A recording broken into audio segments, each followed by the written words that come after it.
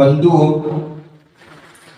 आपके अच्छे विचारों के माध्यम से हमारे भीतर में जो शत्रुता बैठी है उन्हें पहचाने। जब तक हमारे अंतरंग के शत्रु को हम नहीं पहचानेंगे तो बहिरंग के शत्रु पर भी हम विजय प्राप्त नहीं कर सकते हैं। जैनाचार्यों ने हमारे भीतरी शत्रु के बारे में जैनागम के हर पन्ने पर लिख रखा है। हमारे भीतरी शत्रु क्रोध, मान, माया, लोभ, मिथ्यात्व, राग, द्वेष आदि बहुत सारे हैं।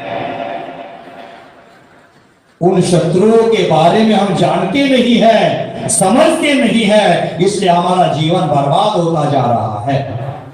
बंधु, जैनाचार्यों ने जैनागम में बहुत सारे शत्रुओं का वर्णन किया है, लेकिन भीतरी शत्रु है उसमें से गिने चुने शत्रुओं के बारे में आज हम चर्चा कर लेते हैं। उन शत्रुओं को जीतना ही जीवन की जीत है, नहीं तो हम मानव जीवन पर्याय प्राप्त करके भी हार रहे हैं। सुरेंद्र गंगवार, मानव जीवन का पहला शत्रु है ईर्ष्या। ईर्ष्या का नियंत्रित करना ही अपने जीवन के आत्म कल्याण की ओर बढ़ना है। ईर्ष्या का नियंत्रित करना ही अपनी आत्म कल्याण की ओर बढ़ना है। ईर्ष्या भाव ही अपने संपूर्ण कार्य क्षमता को कमजोर कर देता है, और जो है उसके आनंद से मनुष्य को वंचित रखता है, वह भी ईर्ष्या भाव ही है। इसी ईर्ष्या के कारण मनुष्य अपनी प्रतिभा और अपना जीवन बर्बाद कर देता है। ध्यान रहे, हमें जितना कठिन से कठिन प्रयास क्यों ना करना पड़े, ईर्ष्या रूपी पिशाचिनी को जीतना है। ईर्ष्या रूपी पिशाचिनी को अंतर हृदय में पैर जमाने नहीं देना चाहिए। ईर्ष्या दूसरों को नहीं, खुद को बर्बाद कर देती है, खुद को जलाती है। ईर्ष्या एक ऐसा शब्द है जो मानव जीवन को तहस नहस कर देता है और दूसरे के जीवन में भी खलबली मचा देता है, वह ईर्ष्या होती है। ध्यान रहे, हम हमारे जीवन में किसी को सुख अथवा खुशी, प्रसन्नता नहीं दे सकते तो कम से कम दूसरे की खुशी और सुख देखकर प्रसन्न हो जाइए। दूसरे के रास्ते में फूल नहीं बिछा सकते तो कम से कम कांटे तो मत बिछा देना। अपने जीवन में किसी को अमृत नहीं पिला सकते तो कम से कम जहर की पैली तो उसको मत देना। बंधु, आपके जीवन में खुशी नहीं है, यह अपने पूर्व भव के बांधे हुए कर्मों का उदय में आने का फल है। इसलिए हम खुश नहीं है, आनंद नहीं है, सुख नहीं है, शांति हमारे जीवन में नहीं है। क्यों नहीं है? कि पूर्व भव में मैंने ही कर्म किया था, जैसे बोया था वैसे काटना पड़ेगा, जैसे किया था वैसे भोगना पड़ेगा। और आज किसी के जीवन में खुशी है, सुख है, आनंद है, प्रसन्नता है, तो उसके पूर्व भव के किए हुए अच्छे कर्मों का फल है, ये चिंतन कर लेना। उसकी खुशी को देखकर अपने जीवन में ईर्ष्या की आग मत जला देना। आज वर्तमान में यही देखने को मिलता है कि कोई व्यक्ति अपने जीवन में प्रगति करता है, उन्नति करता है, जीवन का विकास करता है, उन्नति की ओर बढ़ता है,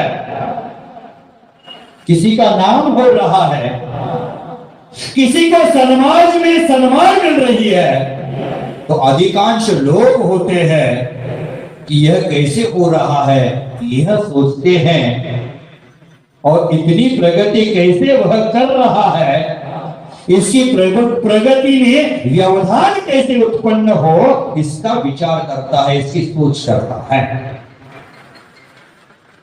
उसको नीचा दिखाने का प्रयास होता है समाज में अथवा दोस्तों में। उसका मजाक कैसे हो, उसकी निंदा कैसे हो, उसकी खुशियां कैसी बर्बाद हो, उसका धन कैसे छीना जाए, ऐसे विपरीत विचार हम करते रहते हैं। लेकिन यह विचार नहीं करते कि उसको सम्मान किस कारण से मिल रहा है, उसके जीवन की प्रगति का निमित्त क्या है, उसने उन्नति कैसे की है। उन कारणों को ढूंढ करके उन कारणों का अमल मेरे जीवन में करने का विचार आज तक कोई नहीं करता है। बंधुओं, आज इस जगत में बहुत ही कम लोग ऐसे होते हैं जो बढ़ती को देख करके, दूसरी की उन्नति को देखकर, दूसरे की प्रगति को देखकर खुश होते हैं, आनंद का अनुभव करते हैं। हम लोग मंदिर में आकर भगवान को सुनाते हैं, देख दूसरों की बढ़ती को मन में ईर्षा भाव न धरू। भगवान को सुनाते हैं। भगवान को सुनाने की आवश्यकता नहीं है, क्योंकि भगवान ईर्ष्या से रहित है, राग द्वेष से रहित है। ईर्ष्या कौन करता है? हम करते हैं। भगवान को सुनाने की भावना नहीं है, स्वयं के आचरण में लाने की भावना है। बंधुओं, किसी व्यक्ति की प्रगति को देखकर ईर्ष्या करने की बजाय सामने वाले मनुष्य के गुणों को अपनाओ, जीवन में उनसे कुछ सीखें और अपनी प्रगति करें, ताकि आपका जीवन भी सुख, शांति और आनंद, प्रसन्नता से भर जाए, न कि मात्र दूसरों की जलन से अपना जीवन बर्बाद हो। ध्यान रहे, मैं बार बार कहता हूं, टूटी कलम और दूसरों से जलन प्रगति के रास्ते रोक देती है। सुन रहे हो ना सुरेंद्र? क्या बताया, बोलो, बताओ। सुरेंद्र तू है क्या? 1 घंटा के प्रवचन में 45 मिनट ये सोता ही है। उसको लगता है कि शीतल सागर माँ की लोरिया गा रहा है। मेरे प्रवचन माँ की लोरिया गाने के लिए नहीं, शेर की दहाड़ लगाने के लिए है। हम सो रहे हैं, ध्यान देना। मैं बार बार कहता हूं, टूटी कलम और दूसरे से जलन हमारे प्रगति के रास्ते रोक देती है। पैरों की मोच और गंदी सोच आदमी को आगे बढ़ने नहीं देती है। हमें आगे बढ़ना है तो गंदी सोच को छोड़ना है, दूसरों के प्रति जलसी भाव है उसको छोड़ना है, तभी जाकर हमारी प्रगति हो पाएगी। बंधुओं, जीवन में दूसरों से ईर्ष्या करना छोड़ दो, शांति धारा करते हो, अपनी विचारधारा को भी बदल दो, अपनी विचारधारा को सकारात्मकता की ओर मोड़ दो, विचारों की दिशा बदल दीजिए। आपके जीवन की नकारात्मकता दूर हो जाएगी। नकारात्मकता दूर होगी तब आपको सुकून मिलेगा, और जो दूसरों से जलन थी वो बदल जाएगी, और दूसरों की जलन मित्रता में बदल जाएगी। आपके प्रगति के रास्ते खुल जाएंगे, आप उन्नति के शिखर पर पहुंच जाएंगे। दूसरे को देखकर सकारात्मकता सोच लेना। आज वर्तमान में एकाकार आदमी दूसरे के दुखों को देखकर दुखी हो सकता है, परंतु दूसरे को सुखी देखकर सुखी नहीं होता है। ये दुख की बात है। ध्यान रहे, ईर्ष्या करने वाला मनुष्य भीतर से कमजोर होता है, भीतर से खोखला होता है, दीन दुखी होता है, असहाय होता है। उसके पास जीवन में आने वाले दुखों के सहने की क्षमता ही नहीं होती है। ईर्ष्या करने वाले लोग, उनकी बुद्धि क्षीण हो जाती है, स्मरण शक्ति कम हो जाती है। ईर्ष्या करने वाले लोग हमेशा दुख और असंतोष भरा जीवन जीते हैं। जगत में जो सुख देने वाली वस्तुएं हैं, वह दूसरे के पास देखकर यह दुखी हो जाता है। आज वर्तमान में किसी भी प्रगति की, किसी ने प्रगति की, वह हमें अच्छी नहीं लगती है। इसी का कारण है, इसी के कारण से ईर्ष्या हमारे अंतर हृदय में जन्म लेती है। माता पिताओं के द्वारा छोटे भाई और छोटे बहन के प्रति ज्यादा स्नेह देखता है तो बड़ा भाई जलना शुरू हो जाता है, ईर्ष्या करना शुरू हो जाता है। ईर्ष्या भाव उत्पन्न होता है उसके अंतर हृदय में। ईर्ष्या भाव के मुख्य कारण असहाय, असमर्थ, धनहीन और दुर्बल होना है। ईर्ष्या के भाव की वजह से ही मनुष्य हार्ट अटैक जैसी बीमारियों से जूझता है, बीपी जैसी बीमारियों से जूझता है, मात्र ईर्ष्या के कारण। मानव जीवन में प्रगति करना हो तो ईर्ष्या से दूर हो जाओ, ईर्ष्या से दूरी बना करके जीवन जिए, हमेशा सकारात्मक विचार करते रहे। यह विचार दूसरों की प्रगति को देखकर ईर्ष्या नहीं करते, दूसरे की प्रगति को देखकर आगे बढ़ने की प्रेरणा देते हैं। आपको कई तरह से दूसरे की प्रेरणा देखकर, प्रगति देखकर कई तरह से हम समर्थ बन जाते हैं। सकारात्मक विचार आपको शुद्ध करेंगे और आपका जीवन शांति से भर देंगे। बंधु, मनुष्य के जीवन में अंतर हृदय में भीतर में बैठा हुआ दूसरा शत्रु है क्रोध। आपको पता है, एक क्षण का क्रोध हमारी ताकत छीन लेता है। जो हमने 6 माह तक अच्छा भोजन ग्रहण करके जो इकट्ठा की थी, वह शक्ति एक क्षण का क्रोध होने से शक्ति बर्बाद हो जाए। हम कितना क्रोध करते हैं। एक समय का अंतानी बंदी क्रोध के साथ अगर कर्म बांधते हैं तो उत्कृष्ट स्थिति लेकर 70 कोड़ा को भी बांध देता है। तो बंधुओं, जब हम क्रोध करते हैं, क्रोधित होते हैं, तो हम अपने आप को भूल जाते हैं। हम क्या कर रहे हैं, हमें क्या करना चाहिए, इसका विवेक ही वह खो देता है। भले हाथ में 1.5 लाख का मोबाइल हो, क्रोध आता है तो दीवार पर पटका देता है और बाद में पछतावा कर लेता है, अरे मैंने मेरा ही मोबाइल तोड़ दिया, अब पछताने से क्या फायदा, अब चुड़िया चुग गई, क्या फायदा है।